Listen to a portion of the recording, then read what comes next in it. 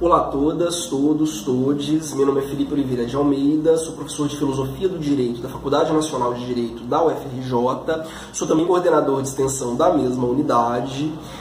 O objetivo dessa série de vídeos é introduzir um pouco mais sobre as dinâmicas da universidade para futuros estudantes e também para calouros. O projeto tem o título provisório de Cercando os Calouros, em homenagem ao grupo de pesquisa que eu coordeno na FND, o CERCO, Controle Estatal, Racismo e Colonialidade. Esse é o terceiro vídeo, da série que a gente está tentando produzir. Bom, é isso. Antes de mais nada, para falar um pouco sobre o que é a pesquisa, a gente precisa voltar a um debate que é de ordem, digamos assim, filosófica, Pesquisa é, fundamentalmente, produção de conhecimento novo. Mas como assim? Quer dizer, qualquer pessoa produz o tempo inteiro conhecimento novo. O que diferencia a pesquisa acadêmica é o fato de que essa produção ela se dá a partir de uma investigação orientada por um método. Toda pesquisa pressupõe um método. E o que é método? A palavra método ela vem do grego, ela junta duas palavras gregas que é metá e rodós. Essas duas formam uma expressão que é seguir o caminho, ou seguir um caminho correto. No caso, então, por método, a gente compreende aquelas etapas que são necessárias, aquelas etapas que precisam ser seguidas para que a gente obtenha um conhecimento objetivo. O que seria um conhecimento objetivo? Conhecimento objetivo é aquele conhecimento capaz de dar as razões de si próprio.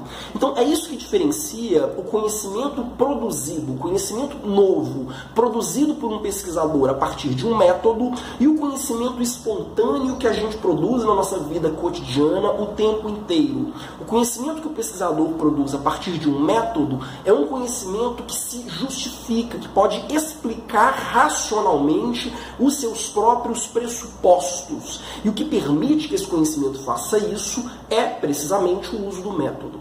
É claro que, nos últimos anos, a filosofia da ciência, a teoria do conhecimento, ela tem debatido de forma muito intensa sobre o que são essas concepções de racionalidade, objetividade, certeza, cientificidade. Quer dizer, desde o surgimento da física quântica, desde o surgimento da geometria não euclidiana, mesmo as chamadas ciências duras, as ciências exatas, elas têm problematizado e relativizado um pouco essas noções que a gente tem em geral de objetividade, de certeza ou de cientificidade. Mas, de qualquer forma, para que vocês tenham uma imagem inicial do que é a produção do conhecimento científico e do que diferencia a ciência de opinião, vocês precisam guardar isso. A ciência é aquele saber condicionado por um método. Quer dizer, é aquele saber que é, em virtude do uso de um método, capaz de explicar racionalmente todas as etapas que ele percorreu. Ele é capaz de deduzir racionalmente as etapas necessárias para que se chegue a ele, Bom, então, o que um pesquisador faz? E aí em qualquer área do conhecimento, seja nas ciências naturais, seja nas ciências humanas, O pesquisador ele propõe uma tese a partir dos dados que ele colhe, baseados em uma metodologia previamente estabelecida. E o que os demais pesquisadores, a comunidade de pesquisadores fazem? Eles vão testar, levantando outros dados, também orientados por um método, eles vão testar aquela tese e submetê-la à crítica. Eles vão tentar refutar essa tese, e aqui eu estou comprando uma teoria específica, no caso, dentro da filosofia da ciência, que é a teoria desenvolvida pelo Karl Popper, chamada de falsificacionismo. É uma teoria filosófica, entre outras. Há várias teorias que tentam explicar como funciona a pesquisa e como funciona a tarefa do pesquisador. Aqui eu estou tentando utilizar a teoria do Popper de uma forma muito ampla, simplesmente pelo fato de que ela me parece mais didática para vocês, né? O que seria, então, a tarefa do pesquisador? A tarefa do pesquisador é propor teses e refutar teses a partir de um método, a partir de dados que ele colhe, estruturados por um método previamente estabelecido, né? Há uma frase do antigo governador mineiro Milton Campos que é: brigam as ideias, não os homens. A comunidade científica é uma comunidade de briga de ideias permanente. Quer dizer, a gente está o tempo inteiro tentando refutar uns aos outros, tentando derrubar as teses uns dos outros, a partir de um processo de aperfeiçoamento das metodologias que nós empregamos, né? É por isso, inclusive, que o trabalho científico não é um trabalho isolado. Diferente do que a gente tende a imaginar, né, do gênio louco, o Dr. Frankenstein, o Isaac Newton, trancado sozinho em seu gabinete, a verdade é que o trabalho científico é um trabalho coletivo, é um trabalho profundamente coletivo e que depende de apresentações em seminários, ele depende de publicações em artigos. O trabalho científico é um trabalho que se dá em diálogo permanente e um processo permanente de proposição de teses, de refutação de teses de um pesquisador por outro pesquisador, né? Há vários autores, né, como eu disse, que vão discutir como funciona o método científico, como funciona o trabalho cotidiano, a rotina da pesquisa, né? Eu citei alguns nomes aqui, mas eu não vou entrar em nenhum deles, né? Só os coloquei aqui como uma referência para futuras pesquisas. Karl Popper, Karl Mannheim, Thomas Kuhn, Hans Gadamer, todos eles debatem, a partir de horizontes diferentes, qual seria o papel do pesquisador. Uma coisa dessas diferentes leituras, né, fica: o pesquisador é aquele que vive de fazer perguntas, mais até do que de respondê-las. O foco do pesquisador é a capacidade de formular sempre novas perguntas sobre um determinado objeto do conhecimento, né? E novas perguntas formuladas a partir de um método controlado, um método previamente estabelecido e racional. Bom, a imagem aqui de cima, como vocês podem ver, é uma foto da biblioteca da Faculdade Nacional de Direito da FND, onde eu leciono.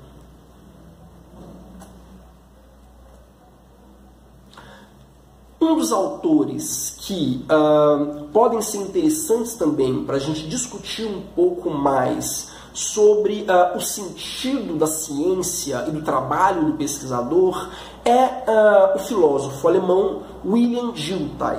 Dilthey desenvolveu uma teoria para explicar a diferença entre as ciências da natureza e as ciências humanas.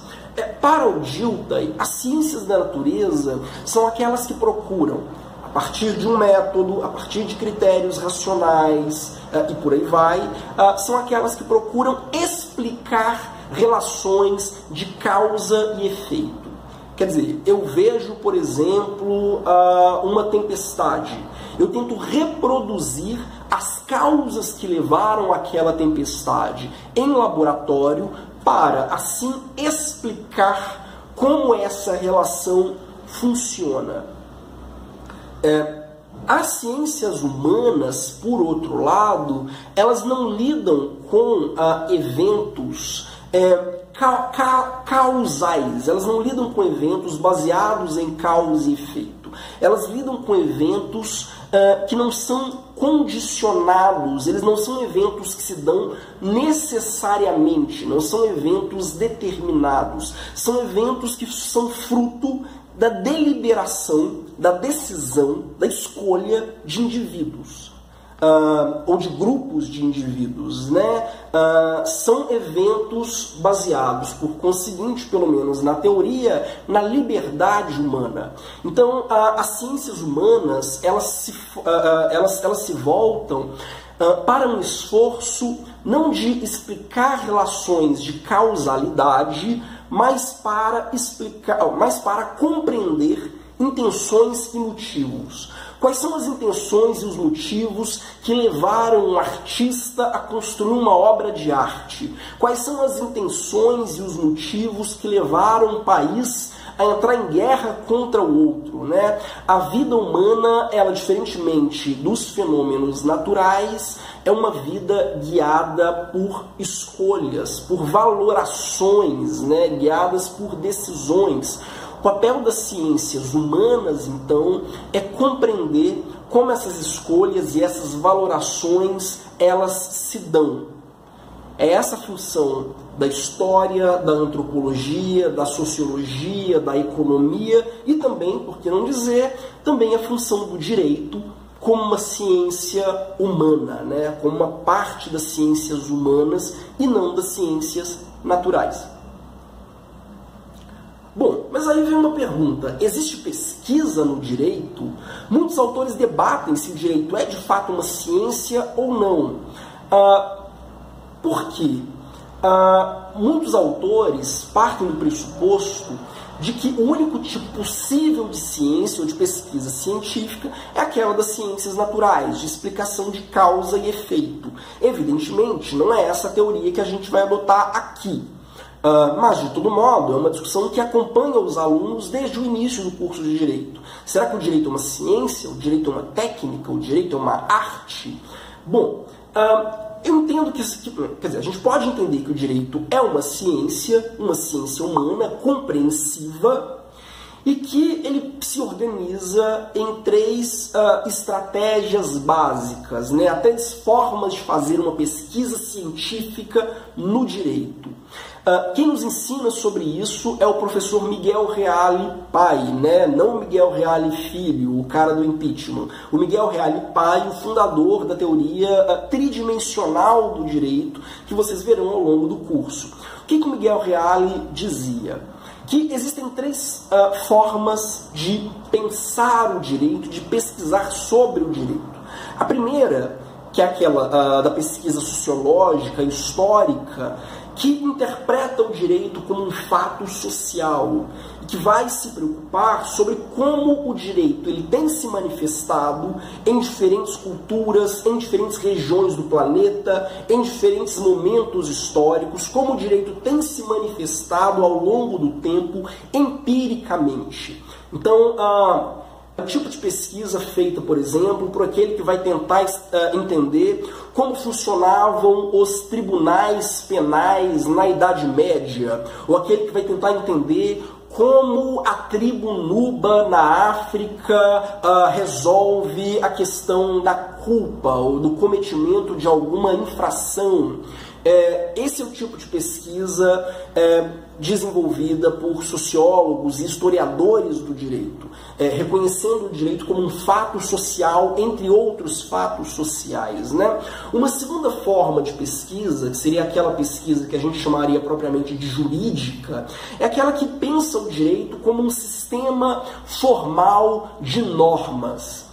Esse é um outro ponto que vocês verão ao longo do curso de Direito, né? Mas se o direito é, antes de mais nada, uma norma, ou seja, ela é um comando que determina uma ação, por exemplo, aquele que define que eu não posso matar alguém, ou que eu não posso roubar alguém, ou que eu não posso lesar alguém, quer dizer, se eu penso cada direito, o direito brasileiro, o direito alemão, o direito francês, antes de mais nada, como um sistema formal de normas, a pesquisa jurídica ela vai estabelecer, ela vai investigar como essas normas se organizam entre si dentro de um sistema normativo, dentro de um ordenamento, como essas normas se organizam entre si em cada país. Então, há muitas pesquisas investigando, por exemplo, as normas brasileiras sobre petróleo e como o Brasil enfrenta a questão do petróleo. Essa pesquisa não é empírica, no sentido de que não é uma pesquisa que está preocupada em pensar como historicamente a sociedade brasileira recebeu essas normas e vivenciou essas normas. Ela é uma pesquisa puramente formal, ela vai investigar como dentro da estrutura do ordenamento jurídico brasileiro, dentro das leis jurídicas, né, dentro das leis, né, construídas pelo Estado brasileiro, as normas sobre petróleo logicamente se inserem. Quer dizer, então é um estudo fundamentalmente formal.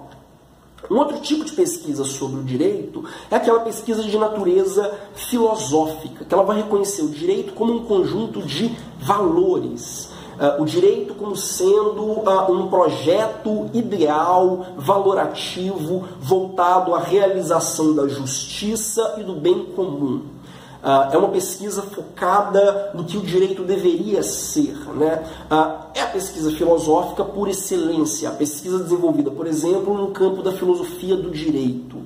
Eu vou voltar a essas questões em outros vídeos. Eu tentei aqui só fazer um breve apanhado de quais são os caminhos possíveis para se fazer pesquisa no campo do direito. Bom, além disso, existe pesquisa na graduação, e aí eu não estou falando só na graduação em Direito, na graduação em geral. É possível fazer pesquisa na graduação ou eu devo esperar até a pós-graduação para desenvolver pesquisa? A universidade, até em virtude do princípio da indissociabilidade entre ensino, pesquisa e extensão, ela vai oferecer uma série de oportunidades de pesquisa ou de se engajar em projetos de pesquisa para os alunos de graduação. Talvez a primeira grande oportunidade nesse sentido seja a iniciação científica, que ela pode ser desenvolvida com ou sem bolsa. Por meio da iniciação científica, o aluno interessado em pesquisar procura um professor orientador de um tema próximo àquele que esse aluno tenha interesse, e ele vai, juntamente com esse professor orientador, conduzir um projeto ou se agregar ao projeto que esse pesquisador está conduzindo, né? Eu, juntamente com a professora Júlia Franzoni e com o professor André Coelho, na FND, desenvolvemos um projeto de pesquisa chamado Estudos Jurídicos Críticos, que é um projeto de leitura e de investigação sobre uma corrente específica do direito norte-americano, no caso, chamada de Critical Legal Studies. Esse projeto tem, por exemplo, uma bolsa PIBIC, dada por conseguinte pela CAPES. Esse projeto tem uma bolsa PIBIC para uma aluna que está desenvolvendo o projeto conosco. Bom, esse é um segundo ponto. Esses projetos de iniciação científica podem receber bolsas e são bolsas conferidas por agências de fomento, que são instituições do governo, seja do governo federal, seja do governo estadual, que financiam pesquisas no Brasil, que patrocinam pesquisas no Brasil. Todos os anos há vários editais na universidade, aos quais os professores se candidatam, submetendo projetos, e caso esses projetos vençam, os professores recebem uma bolsa que vai ser encaminhada para algum dos alunos da equipe de graduandos, da equipe de estudantes que trabalham no âmbito do projeto, né? Talvez as principais agências de fomento que atuam no Rio e que podem interessar aos estudantes são o CNPq, a CAPES e a FAPERJ. Bom, além dos projetos de iniciação científica, há também os grupos de pesquisa. A Faculdade Nacional de Direito, por exemplo, tem vários grupos de pesquisa. O meu, o Cerco, é um exemplo, né, dentre os vários grupos de pesquisa que existem na faculdade. Além disso, quer dizer, nenhuma dessas atividades elas são obrigatórias. O aluno pode terminar o curso de Direito sem nunca ter participado de um grupo de pesquisa ou de um projeto de iniciação científica. Mas, por outro lado, como o governo entende que, e como a Constituição entende que é fundamental a indissociabilidade entre ensino, pesquisa e extensão, o MEC tornou obrigatória a realização, ao longo do curso de Direito, de pelo menos uma atividade de pesquisa. E qual atividade de pesquisa é essa? É o trabalho de conclusão de curso. O TCC, TCC, o trabalho de conclusão de curso, é um projeto de pesquisa que o aluno irá desenvolver sob orientação de um professor. E o produto desse projeto de pesquisa é um texto, um artigo de aproximadamente 50 páginas, que é o trabalho de conclusão de curso, que é necessário, né, para que o aluno se gradue, para que o aluno se forme. No caso da FND, o TCC ele deve ser desenvolvido em 3 semestres, ou seja, em 1 ano e meio. O aluno deve se inscrever nos últimos períodos do curso em 3 disciplinas sucessivas: monografia 1, monografia 2 e monografia 3. Nessas disciplinas, o aluno vai desenvolver um projeto de pesquisa sob orientação de um professor, ele vai desenvolver o levantamento de dados, né, desse projeto, ele vai colher os dados necessários e, por fim, ele vai escrever o texto final com os resultados desse trabalho, no qual ele vai apresentar tanto a metodologia que ele utilizou, como, enfim, os resultados aos quais ele chegou utilizando aquela metodologia, né? Bom, e claro, não basta que ele desenvolva o TCC. Como a gente entende que o trabalho de pesquisa é sempre um trabalho coletivo, é um trabalho baseado na refutação e na crítica, para que o aluno cole grau, ele precisa apresentar esse trabalho para uma banca de professores, não só para o seu orientador, para uma banca de professores que pode aprová-lo ou não. Bom, para os alunos que desejam fazer pós-graduação, estrito sensu, mestrado e doutorado, eu entendo que iniciação científica e grupos de pesquisa já não são propriamente uma opção, eles são praticamente necessários. Por quê? Porque são eles que vão preparar o aluno para entrar numa rotina de pesquisa mais pesada, que é aquela que se desenvolve num mestrado e num doutorado, né?